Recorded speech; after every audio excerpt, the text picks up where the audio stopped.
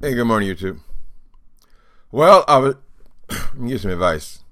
Whenever you're watching these videos on YouTube, check the dates. Okay, because I got on here this morning and I saw this. I guess it's a show called The Scorpion Show. I don't really watch those guys. A couple of young guys. Anyway, they were doing this thing about Ayana Van Zant show. They were discussing one of the episodes, and I wasn't paying attention to the date, so I thought it was something that was currently happening, something that happened possibly today, that they broadcast today. Then I looked at the date, and it was actually November 2012. But I don't know what difference it made, really. They brought up an interesting subject. So I said, okay, well, maybe you should talk about that today, because there's some things that you do learn in experience, and you should use your experiences. You should learn from them, and maybe you can help somebody else with them. But the topic was, they were talking about this Ayana Van Zant episode with this. They were talking to this meth addict. So I did see the original episode. It was several years ago. I thought this was another person she's she's handling, but it was the one with this gay boy. As I recall, it was an attractive gay young guy. Maybe he's around 30 years old, 28, 30 years old. Anyway, he was hooked on crystal meth. And I remember, I don't watch her show either. That's not really my thing. But I remember that episode. And I remember the guy saying that she had accused him of selling his soul and his ass for a hit, which is generally speaking, is pretty true with most drug addicts, serious drug addicts. And he was well into his addiction. Anyway, so she accused him that he was a whore and a prostitute and all this. And he says, I would never do that. I would not go that low. I have morals. And she looked at him and she said, morals? It was classic. That's strange because I don't watch this show, but every time once in a while, something that intrigued me. I think that's the only one I watched all the way through. But that stuck with me. I still remember that girl's face. Well, what she was saying, that yeah, you have morals, but you're still a full-time drug addict. Anyway, so these guys on the Scorpion Show, I don't have anything against the guys. They were just having a conversation. So, but the one Kevin, he said something I think maybe I should address. So he said that Ayana had suggested that meth was a big problem. I don't know if she used the word epidemic or not, but a big problem in the gay community. And he was saying that he didn't agree with that. He said it was it might have been a big problem in the gay white community, but gay black people didn't use crystal meth. This was his opinion, and it's coming from a place of not very much experience. So I'll talk about it a little bit, because maybe it can be helpful to someone. I do have a knowledge of that, if nothing else. I was a meth addict for 17 years. So the thing about drugs is this. It's not a matter of who is epidemic in, what community is epidemic in. Like something can be epidemic, like in the East, for example, right now, they're having epidemic of opioids, heroin addicts. You can go to Las Vegas and their problem is crack. And then you can go over to Los Angeles and they're having a resurgence of acid. I guess LA, San Francisco would be acid kind of thing. Anyway, it can take a hold in any community. I got hooked on crystal meth for this reason. I was not interested in crystal meth. I was an alcoholic. Was my early 20s. And I kept getting drunk. I had lost control. I started drinking at about 20, and then I lost control of the alcohol at about 25, right? So basically, I would just go there, and then 3 or 4 drinks later, I'd be drunk. But I'd be drunk all the damn time, and I would never enjoy myself. So I was not having a good time. It was becoming alcohol was becoming a depressant for me, because it ended up so much that I was just out there throwing up and so forth. So someone introduced me. Well, actually, so I went to 12-step for like AA. I went to AA, and I kept hearing about this crystal meth all through AA, right? I was in a couple of years. And all the things that were going on, people were having all this sex and all this kind of stuff. So Kevin was right in that respect. It was it was a big problem in the gay community.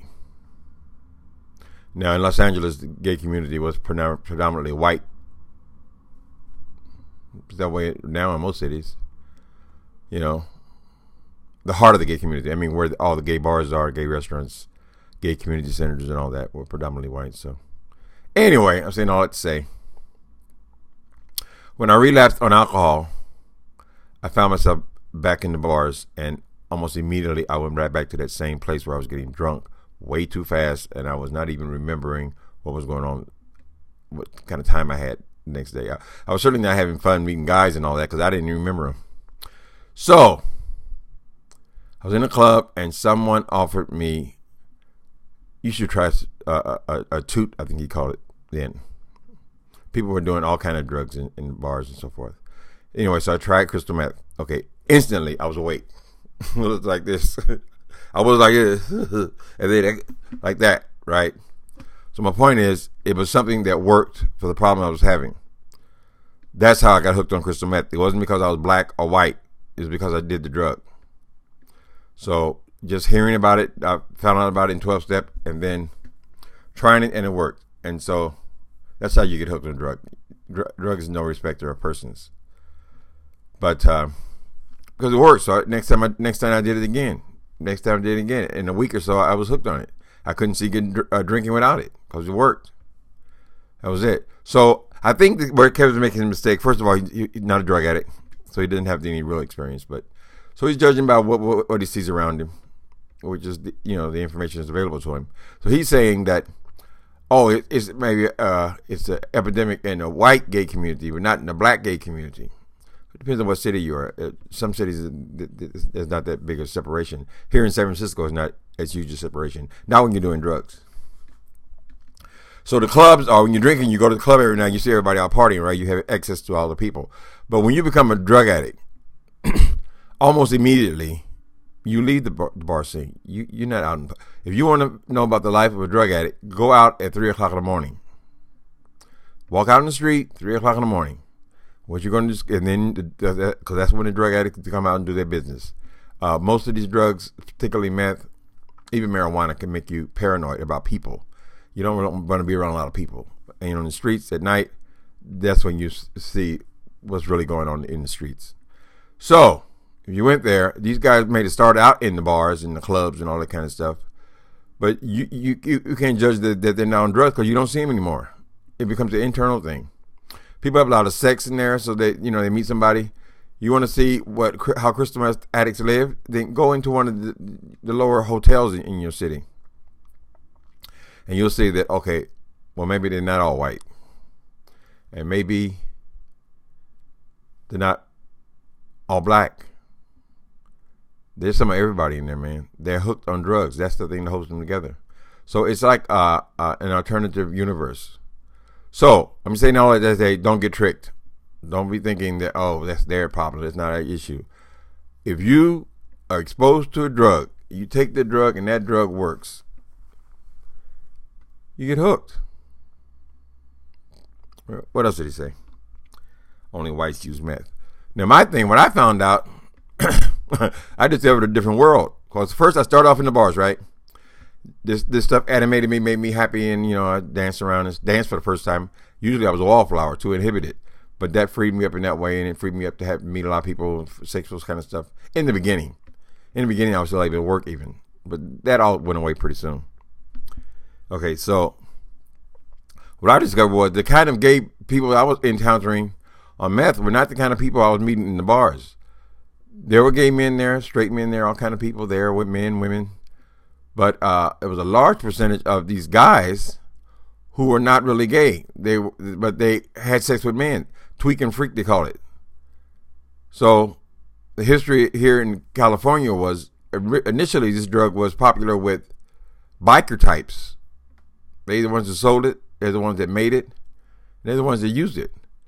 So it had progressed where it spilled over into the gay community, and it can spill over to any community. But by the time I got to San Francisco, okay, I was just about 7 years into the addiction. No, it's 5 years in. I think I came up here in 5 years. By the time I got up here, there was black people all over the Post Street area. That's where the meth addicts hung out. I mean, like 50-50. And there are a lot more white people than there are black people. There was about 50-50 in the street. So I said all that to say, don't get tricked that any drug affects one particular group. It moves. It's like a matrix. I mean, is that right? The analogy? Anyway, it can move from community to community. Philadelphia might be having an epidemic of opioids right now. That addiction, that could catch on in another city. And Philadelphia could go to something else. Cross race lines, cross every lines. It's just about getting hooked. And you get exposure to the drug. It is what it is. So, what am I talking about? Oh yeah, stay away from drugs. Just don't do it. That girl, that was so brilliant. People used to laugh at her. She said, Nancy Reagan, I think it was. She said, just say no. Okay, well that is really the bottom line. Because you never tried it, you never get hooked.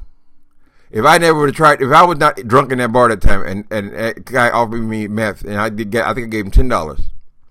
If I had not done that, I would not have spent the next 17 years chasing a high. You know, so it can affect anybody. And I just had the vision of Mr.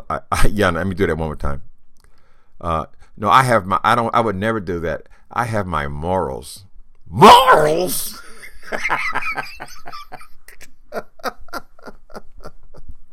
She's right. You fucking cat. You ain't got no goddamn morals. Okay. All right. So I'm not criticizing Kevin. I mean, he's speaking of from a place of his experience. When you become an addict, this area where I live now, if I go out, I got to get milk from the store or something, and I'm out at 12 o'clock at night, there's the drug addicts. They come out at night. So I don't see any big race difference there. Do any kind of drug. Right now, I think it's about 50-50 for meth. I mean, I'm black. I was hooked all those years. I know plenty of black people. Seems like there was more race mix here in San Francisco than it was in Los Angeles, but it hadn't caught on there yet. But you can go back to LA now. It might be they might all be heroin addicts, as far as I know.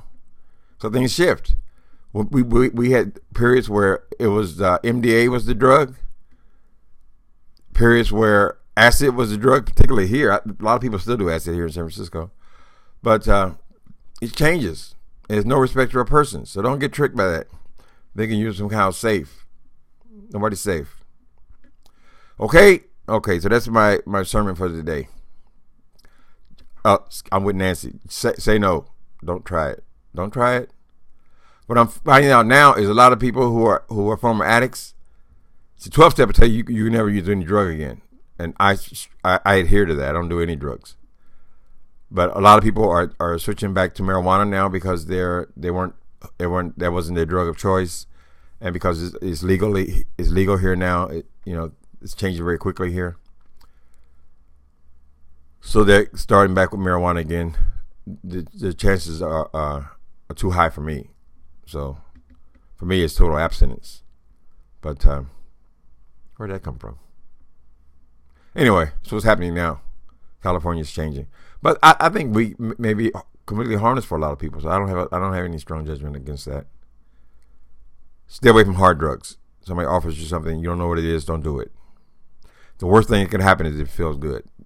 You ain't gonna control after that. And not after 2 or 3 times, honey. It's on. Okay. All right. Talk to you guys later. Boom.